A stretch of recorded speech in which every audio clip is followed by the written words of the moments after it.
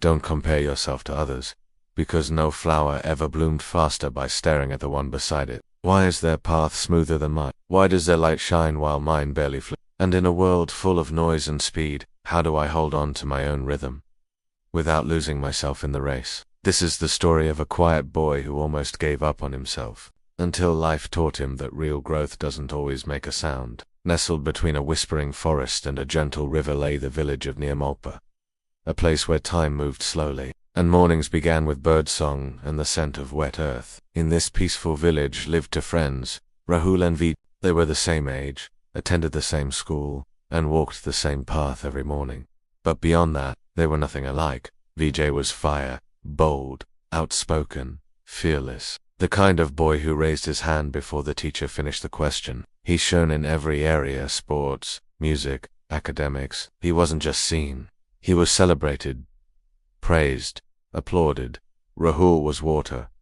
Still, observant, calm. He wasn't bad at anything, but he wasn't exceptional either. And slowly, the whispers began.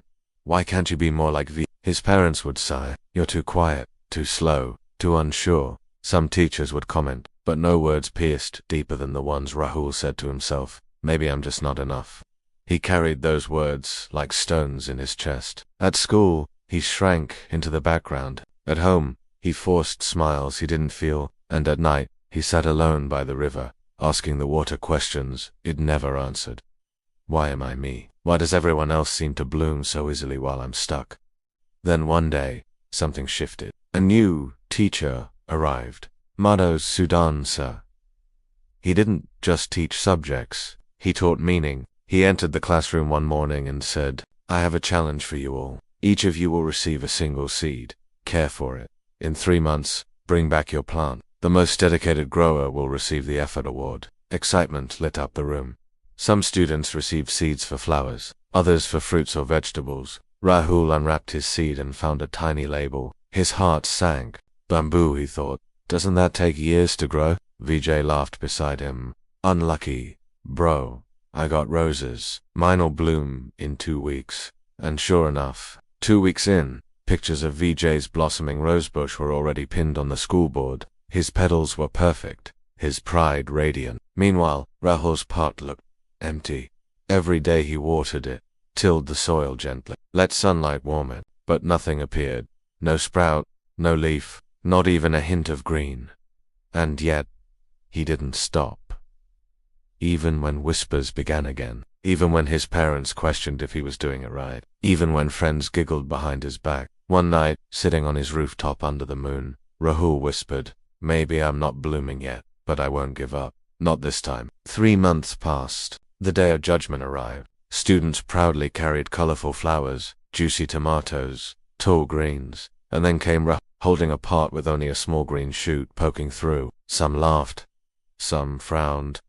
Others whispered, is that even a plant? But then, the room fell silent. Motivational, sir, stepped onto the stage, looked at Rahul's pot, and said, today's winner is Rahul.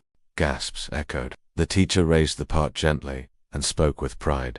The bamboo is a silent warrior. It spends years growing roots.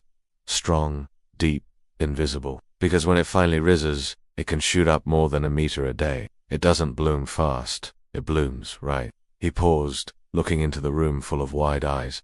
Rahul didn't chase speed.